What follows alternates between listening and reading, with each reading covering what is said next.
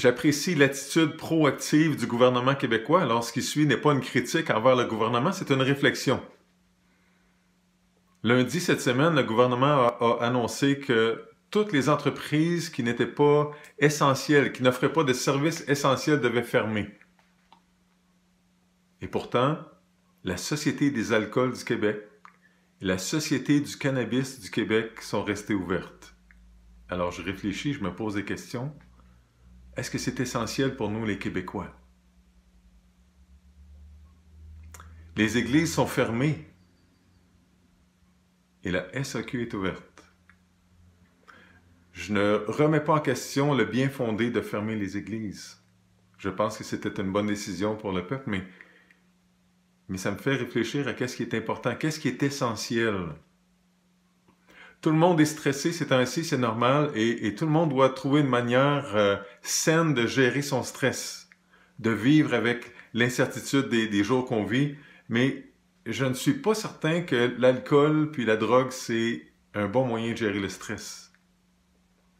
Il me semble qu'il y a des dangers à court, moyen et long terme. Il me semble aussi que c'est une manière d'éviter de faire face à la réalité plutôt qu'une manière saine de vivre la réalité. Les chrétiens, on va vivre la crise de la même manière que les autres. On va voir les mêmes privations, connaître les mêmes risques, faire les mêmes sacrifices que les autres et sans doute mourir comme les autres. Mais il y a une chose qui va être différente. C'est qu'on va traverser cette crise-là en comprenant que Dieu est au contrôle. En comprenant que cette crise-là, ce n'est pas la fin de quoi que ce soit. En comprenant que la crise va être utile à quelque chose. Je vous invite à connaître le Dieu de la Bible, en utilisant votre temps pour lire la Bible. Et si vous n'avez pas de version papier, il y a plein de versions gratuites disponibles sur Internet. Il y a zéro problème pour ça. Je vous invite peut-être à commencer avec l'Évangile de Jean, 21 chapitres, un par jour pendant 3 semaines ou 3 par jour pendant une semaine. Ou peut-être commencer avec le premier livre de la Bible si vous êtes plus courageux, le livre de la Genèse.